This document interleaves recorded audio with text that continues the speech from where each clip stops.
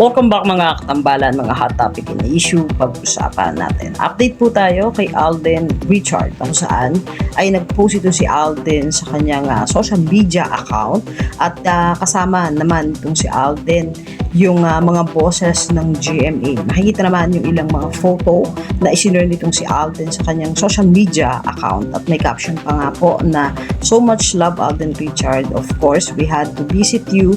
Thank you for lunchy." At ito nga po ay kuha doon sa restaurant sa Surigao na kung saan nga po ay may shoot itong si Alden para po doon sa series nila ni Nadine na I Love Surigao. Makikita naman yung ilang pang mga photo na isinare nitong si Alden kasama nga yung mga bosses ng GMA at kasama din si Kaylin Alcantara na talaga namang todo ang suporta na ibinigay ng mga bosses ng GMA at isa pa nga po sa post itong si Alden ay ang Amazing Barley na kung saan nga po ay may ilang mga photo itong si Alden na isinare din sa kanyang social media account na may caption naman na "No matter how busy life get, our health should always come first. One simple habit and never skip is drinking Amazing Barley." Kung saan nga po ay endorser itong si Alden. At isa pa nga po sa aabangan naman kay Alden tuwing weekend ay ang Star on the Floor na kung saan nga po hosted